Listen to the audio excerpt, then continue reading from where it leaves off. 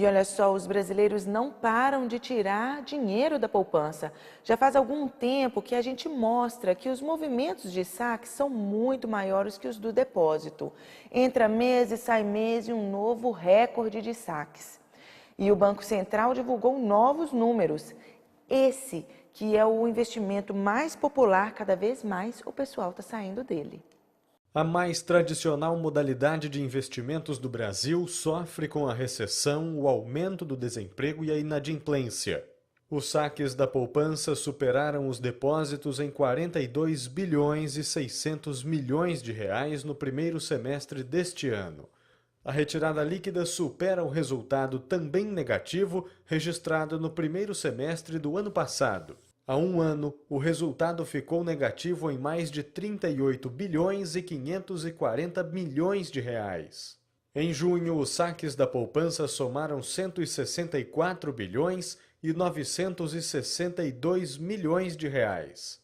Cifra 3 bilhões e 718 milhões, mais alta do que o volume de depósitos.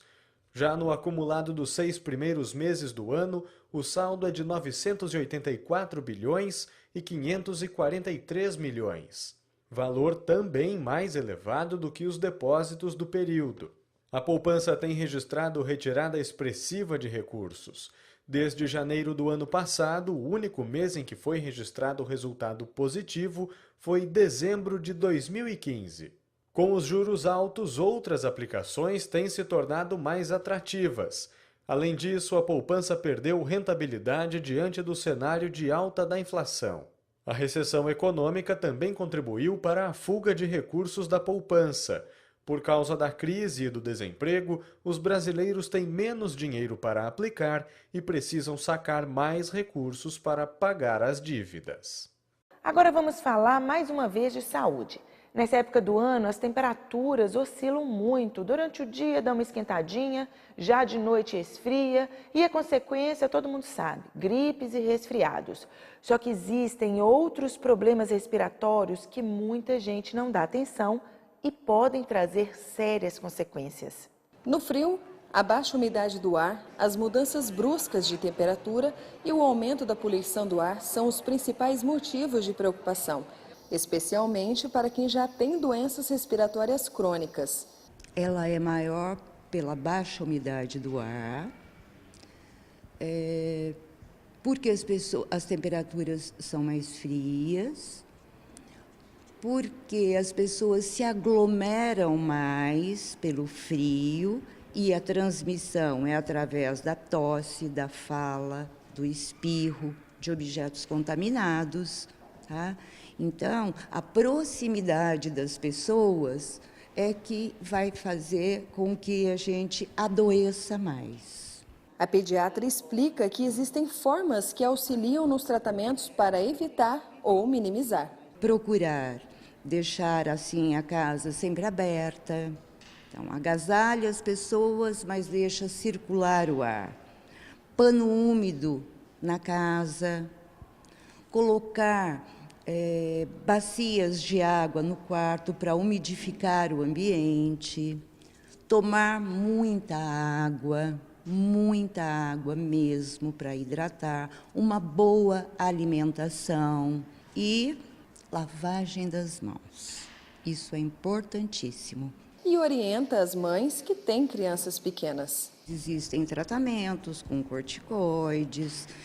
O ideal é que se consulte sempre um pediatra ou, no caso de criança, um pneumo infantil. 2016, ano eleitoral. E para evitar problemas como alienação partidária, um projeto de lei propõe neutralidade política na escola. A intenção é contribuir para uma formação imparcial de opinião acerca dos diversos partidos políticos. E é sobre isso que vai explicar a entrevista do dia. Acompanhe.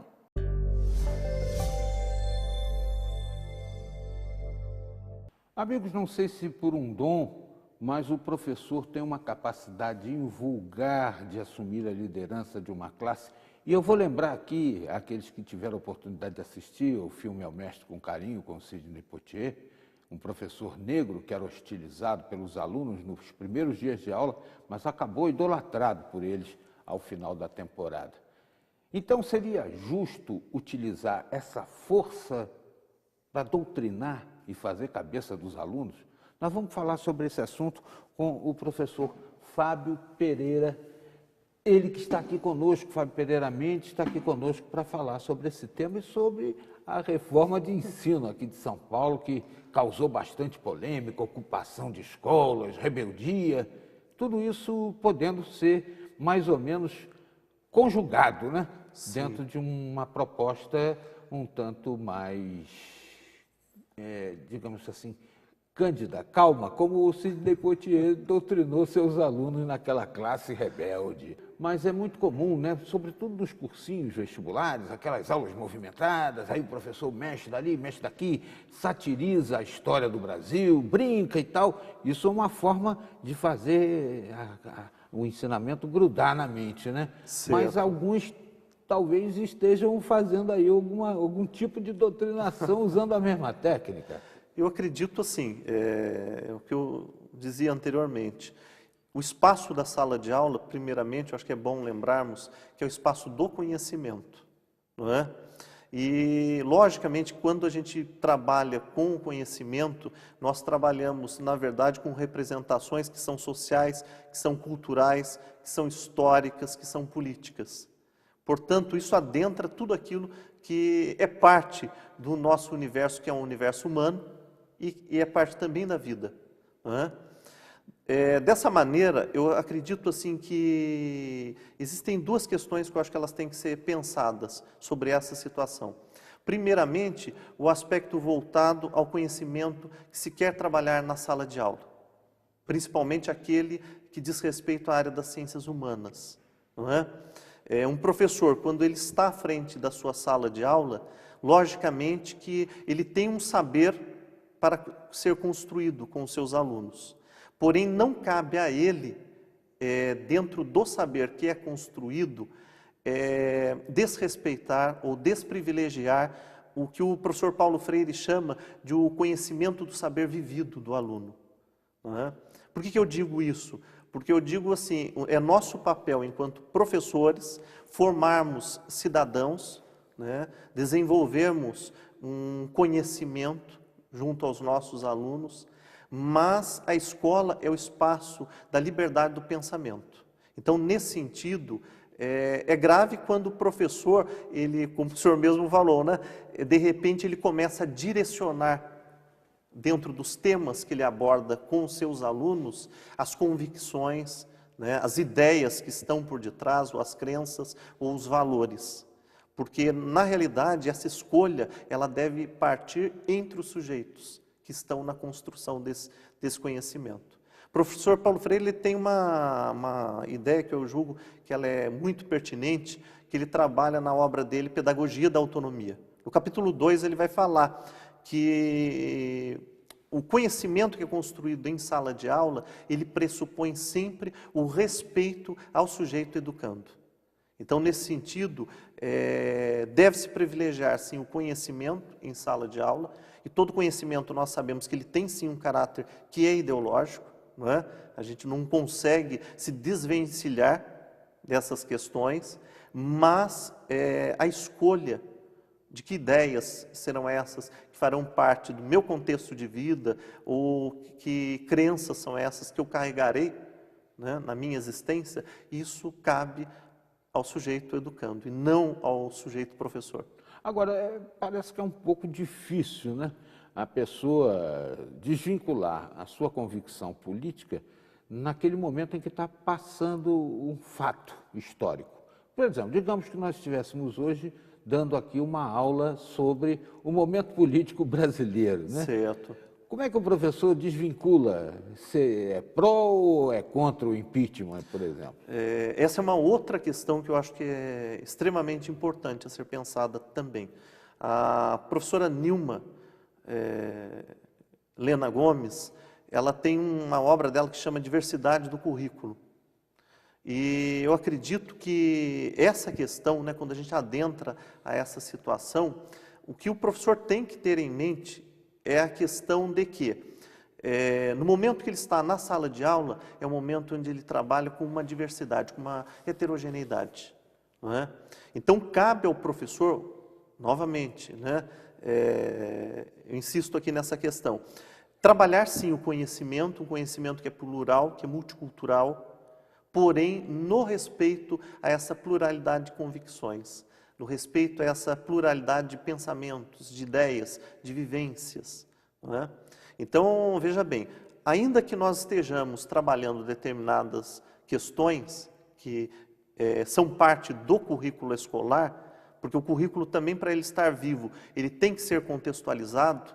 Então, o contexto político, o contexto econômico, o contexto social, cultural, ele não pode estar de fora, não é? Porque se a gente fica só engessado com tudo aquilo que faz parte dos manuais, né, ou dos livros didáticos, logicamente que a gente tem aí uma queda, né, um prejuízo. Agora, professor, existem projetos de lei, né? Um projeto federal, vários estados já aí adotando. Será que é preciso criminalizar essa questão ou deve ser resolvido isso de uma forma negociada? Eu vou lhe pedir que a gente aprofunde essa questão na continuidade da entrevista já. Aqui no Repórter Setorial, professor Fábio Pereira Mendes está conversando conosco sobre a doutrinação política que vem sendo combatida e vai falar também sobre a reforma do ensino pretendida no estado de São Paulo. Já, fique com a gente.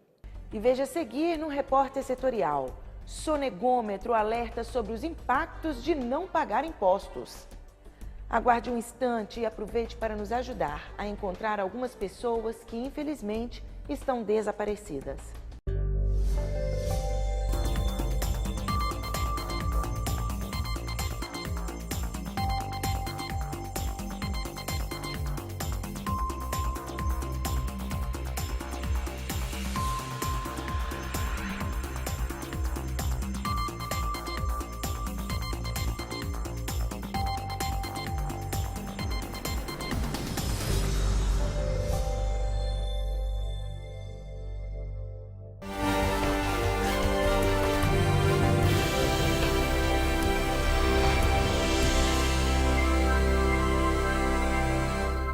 Olá, chegou a hora de você ficar mais informado.